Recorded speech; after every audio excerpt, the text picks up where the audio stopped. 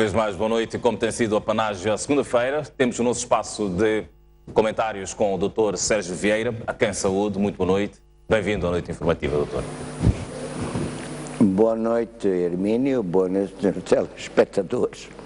Contrariamente a si que se veste e despe-se aqui, eu hoje decidi, em função das intempéries, deste chove e para de chover e chove e para de chover, vir mais agasalhado. Pois. A elegância, entretanto, permanece lá. Bom, a elegância está naquilo que fazemos e que dizemos e como nos comportamos. Pois. Então, boa noite, senhores telespectadores. Parece que amanhã vai começar a melhorar o tempo e esperemos que assim seja e esperemos que Laninha não nos faça calamidades. Pois. Porque está previsto que vai haver inundações. Pois. Doutor Sérgio Vieira, teve uma boa semana. Esta semana em que os mediadores praticamente interromperam, diga-se, as sessões do diálogo para dar espaço para que as duas partes refletissem sobre alguns aspectos. Como é que olhou esta semana e como é que olhou, acima de tudo, para este posicionamento dos mediadores internacionais? Primeiro, eu direi que os mediadores não são desempregados, não são sem abrigo, têm muito que fazer. Personagens de primeiro plano que não podem perder tempo com brincadeiras. Temos por aí um pseudo-dirigente que à força quer governar. De acordo com todos os dados da Comissão Nacional de Eleições, das comissões provinciais distritais, das próprias mesas eleitorais em que estavam delegados da Renamo, o senhor Afonso, Macajo, Maceta, Jacama, só teve maioria absoluta em 2 províncias. Nas outras teve maioria relativa. Vamos ver os números. Quem foi que falsificou os dados? Os delegados da Renamo nas mesas? Os delegados da Renamo nos comitês, nas comissões distritais, provinciais, em toda a parte? Segundo, qualquer aluno de aritmética sabe que há uma diferença entre maioria relativa e maioria absoluta. Eu quero acreditar que aquele senhor que fez a 2ª ou 3ª classe chumbou em aritmética, porque não sabe a diferença entre maioria absoluta e maioria relativa. Eu posso ter uma maioria relativa e não ter uma maioria absoluta, ainda agora em São Tomé, porque o candidato que ficou em primeiro lugar não teve a maioria absoluta, vão repetir as eleições. Eu quero acrescentar, em 8 de agosto os mediadores vão voltar. Não são sem abrigo, não são desempregados, têm muitas coisas para fazer. Agora, lemos nos jornais, no país, no Notícias, a barbaridade da Mopeia. Desculpa, Hermínio, tu entras num centro hospitalar, num hospital. Eu tenho amigos que estavam no hospital, aqui, em Maputo, com arma na mão, têm aparelhos nas veias, em outras partes, expulsas todos os doentes, mandas para a rua, aquela senhora que acabou de ter bebê, expulsas todos, confiscas a roupa toda, incluindo do bebê, confiscas os lençóis, as mantas, Portanto, todos os pertences dos pacientes no hospital? Tanto dos pacientes como do hospital. Roubam os medicamentos. E agora eu pergunto, estamos a falar de democracia? Estamos a falar de diálogo? Peço desculpa, mas pelo menos do que eu tive conhecimento da comunicação social, nem o Estado Islâmico, nem o Boko Haram, nem outros terroristas, digo bem, a palavra terroristas, fizeram isso no hospital. Como é que pões a vida, a saúde dos doentes em causa? Como é que arrancas a roupa dos doentes, de um bebê que acabou de nascer? Isso é gangsterismo puro, patifaria total e completa. E eu devo dizer que isso, a pessoa que mandou fazer isso, as pessoas que fizeram isso, não passam de bandidos, canalhas, patifes, gente que tem que tomarmos medidas a sério, de uma vez para todas, não repetirem estes crimes, estas barbaridades, estas infâmias. Estou enojado. Isto nunca se fez em Moçambique. Nem os comunistas portugueses fizeram, nem a PIDE fez. E curiosamente estes acontecimentos sucedem depois que os mediadores deixam, portanto, para a reflexão algumas matérias. Como interpretar, como... Enfim, o que eu digo é que os mediadores não são sem abrigo, não são empregados. Estavam aí, como já aquele desgraçado da China. Não é tempo? Tens que fazer. Disseram que voltam ao 8 de agosto.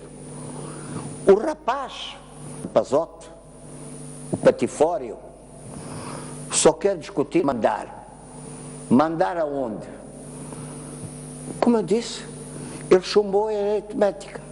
Não sabe a diferença entre maioria absoluta e maioria relativa. Ainda agora, se ele é minimamente informado, se ele tem um mínimo de conhecimento, sabe que em Santo Tomé, porque nenhum candidato à presidência da República teve maioria absoluta, mandaram repetir a eleição.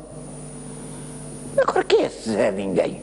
Não tendo ocorrido este caso em Moçambique, não há espaço, portanto, sequer quem é esse Zé esta Ninguém? matéria, pois. Quem é esse Zé Ninguém? Esse pretenso tipo que fez uma terceira classe e não sabe distinguir as normas básicas da aritmética. Esse pretenso dirigente que nunca na sua organização prestou contas, dinheiro entrado, dinheiro saído. Quem é esse? Quem é essa pessoa?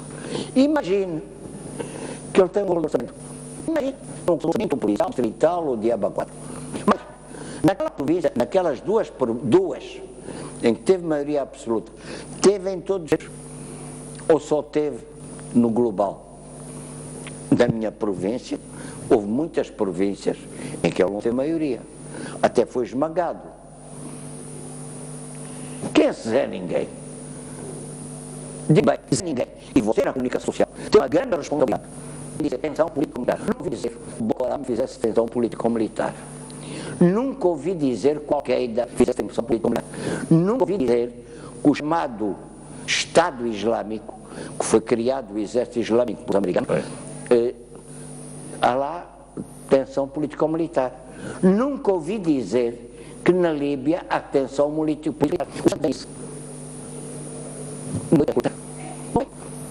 No Japão, o tipo que matou 19 pessoas, ninguém falou de tensão político-militar, falou que era chanfado, tinha a cabeça avalhada. Por que não se anda bem a palavras? Por que não somos honestos e sinceros? Por que não dizemos a verdade? Ao país, TV e a todos, chama-se isso tensão político-militar, tirar a roupa da cabeça, é tensão político-militar, é infâmia. Estamos a brincar com palavras e com a infâmia.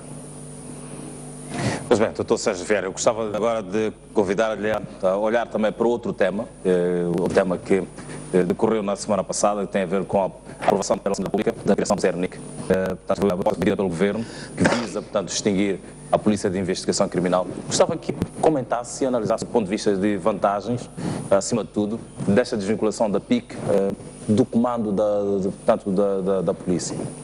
A PIC, o CERNIC, exato. Fica dependente do Ministro do Interior. Foi. É correto. As forças de defesa, as forças policiais, têm que agir em conjunto e coordenadas. Não é a Procuradoria, não é o Tribunal que coordena isso. Obviamente que certas ações devem solicitar prisão à Procuradoria-Geral da República e aos tribunais. Se eu vou fazer uma perquisição em sua casa, tenho que ter autorização. Tenho que ter autorização.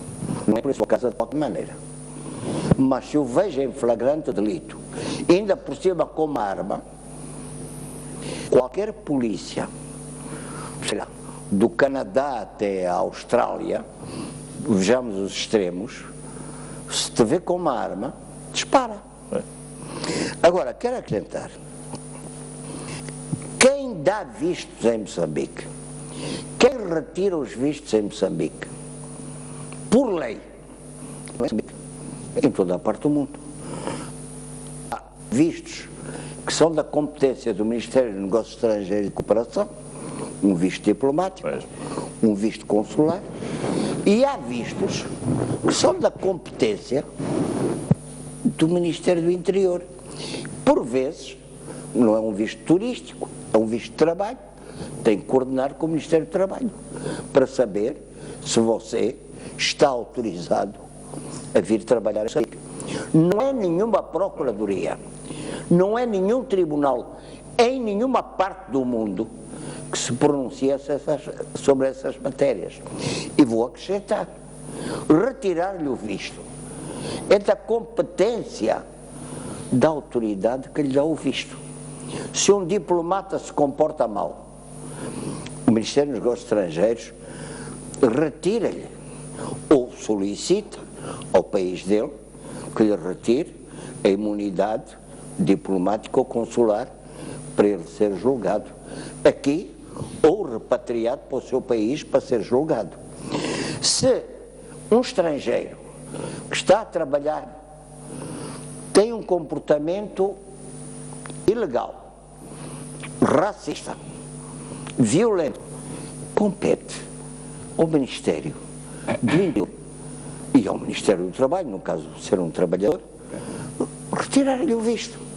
Agora, há uma prova, imagina, que chega ao Porto, porque alguém que fez um comportamento ilegal, que teve um comportamento ilegal, diz, não pode expulsar. Foi ela que lhe deu o visto. Foi ela que lhe deu o visto. Ou antes de ir lá ao aeroporto, tomou um bagaçozinho. Eu pergunto, a quem compete cada coisa? A quem compete cada coisa? Vocês aqui na STV querem contratar um locutor, um colaborador técnico, um técnico de computação? A quem é que requerem? Requerem ao Ministério do Trabalho para dar a permissão e requerem ao Ministério do Interior, com base na permissão, para ele entrar. E se ele chega aqui e faz desmandos, a quem é que vocês comunicam? É à Procuradoria? É ao Tribunal? A Procuradoria contactam se ele comete um assassinato, um crime, um desvio de fundos.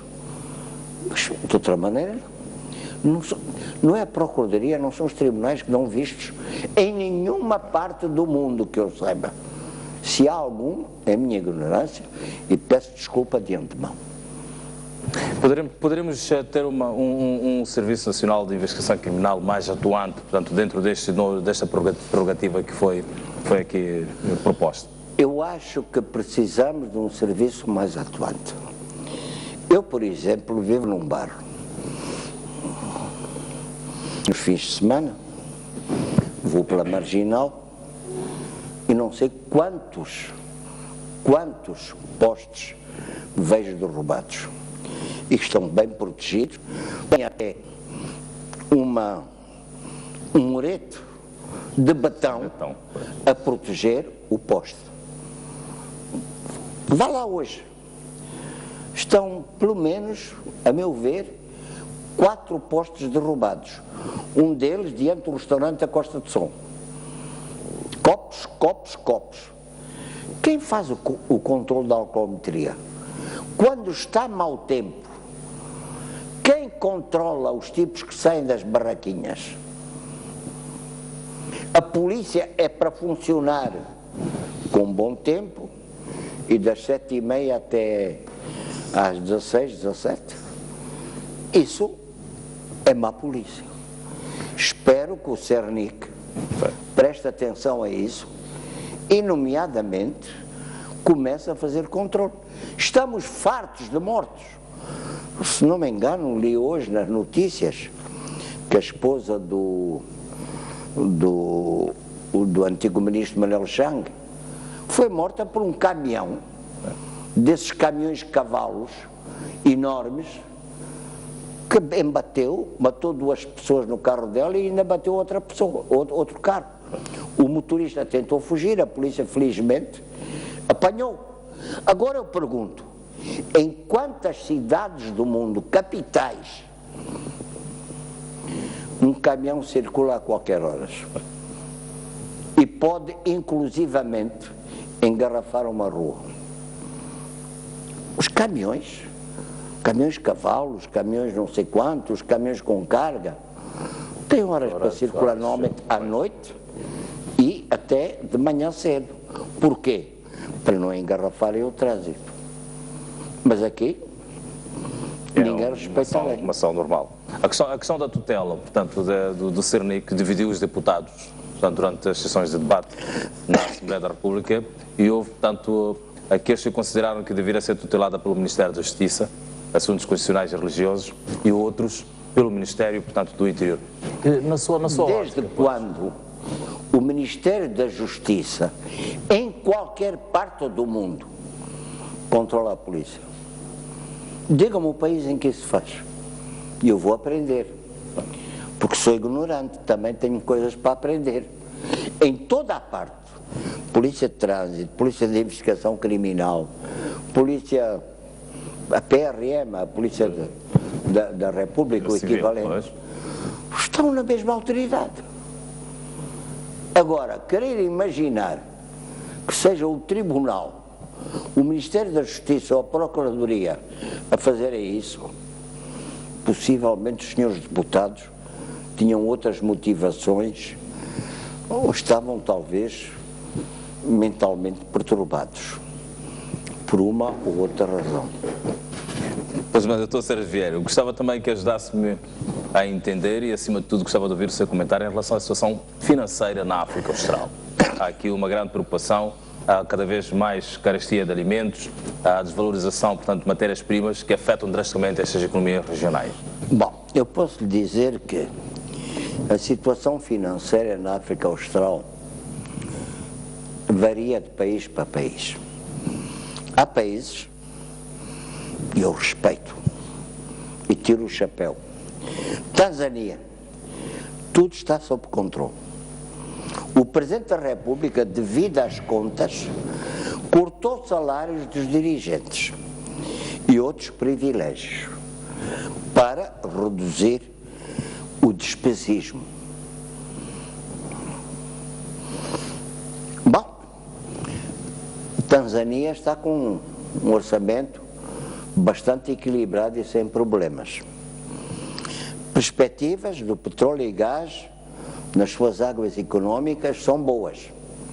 A agricultura está bem, o gado está bem, o resto está bem. Posso dizer que é uma situação similar que encontramos em 2 outros países da África Austral.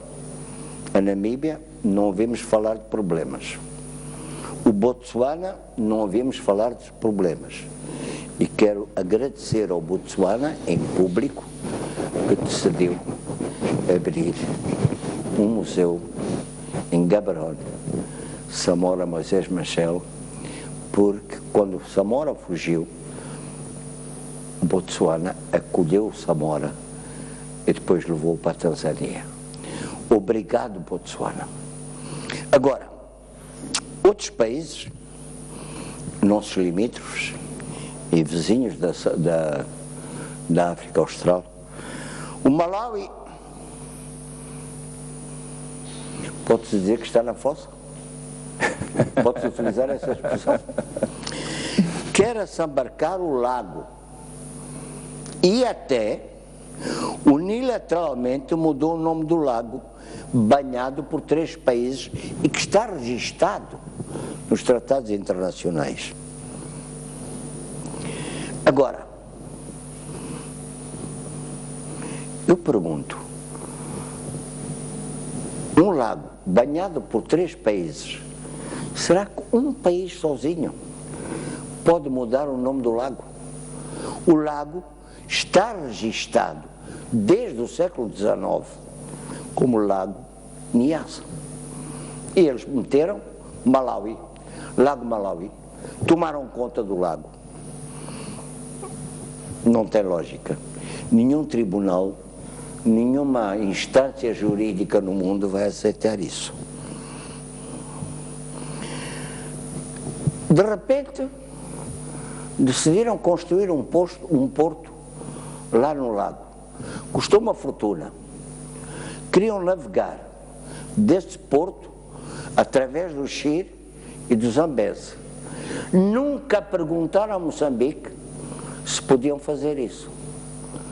Porque nós também temos perspectivas, incluindo construir uma ponte no rio Chire. E depois o Zambeze é um rio que só é realmente navegável na época das chuvas. Quem é que vai fazer a dragagem? É o Malawi. É eles que vão pagar a conta.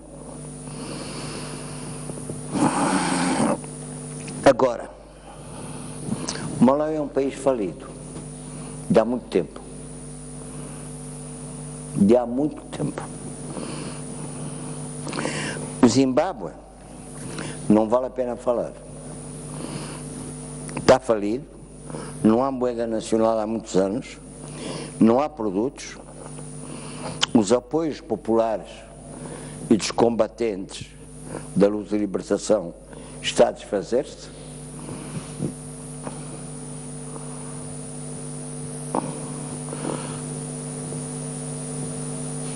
Mugabe, que teve uma história bonita, já está com 93 anos, e na minha terra costuma-se dizer que burro velho, quando come palha nova, apanha diarreia. A sucessão de Mugabe é uma calamidade. Eu lembro que tinha um amigo muito grande, que foi chefe de Estado-Maior-General, o Rex Nongo, que era marido, na ocasião, até da vice-presidente do Malawi. Morreu em casa, num incêndio. Não tinha um guarda-costas. Não tinha ninguém que o socorresse. Antigo chefe de Estado-Maior-General das Forças Armadas. Marido da vice-presidente da República. O que é que se passa? Não sei. O que eu sei é que o país está a desfazer-se. Agora inventaram um outro tipo de dólar que eles imprimem e não serve para nada. A Zâmbia está mal economicamente e politicamente. Houve um momento na Zâmbia, peço desculpa, um avariado da cabeça quis retirar a nacionalidade zambiana ao presidente Kenneth Kaunda. Ao presidente Kenneth Kaunda, que lutou pela libertação da Zâmbia e proclamou a independência. Porque o pai dele ou a mãe dele vinham do Malawi. Desculpa, se vamos discutir isso, eu lembro uma vez na Assembleia da República, houve um avariado qualquer que disse, para ser moçambicano original, tem que ter os 4 avós nascidos em Moçambique. O velho, grande homem, malangatara, levantou-se. Se aprovam isso, eu deixo de ser moçambicano. O meu avô vinha da Suazilândia. E logo a seguir falou o Chissano. Eu disse, eu também deixo, que era Presidente da República, eu também deixo de ser moçambicano, porque tenho um avô que veio do KwaZulu. Quem de nós, do Rovuma a Maputo, não tem um avô, uma avó que veio de qualquer parte? Agora, isso são jogos interiores, são jogos de poder, são jogos de ganância. A Suazilândia está falida.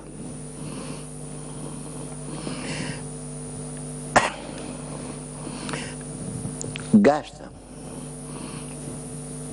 tremendas quantidades de dinheiro para o rei ter avião, o rei viajar, e tem dezena e meia de esposas, cada uma com carros, cada uma com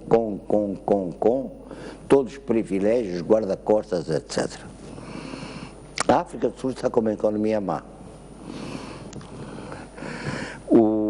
A saída do Reino Unido da União Europeia parece atingir a África do Sul. E há um processo no tribunal contra o Presidente da República, Jacob Zuma.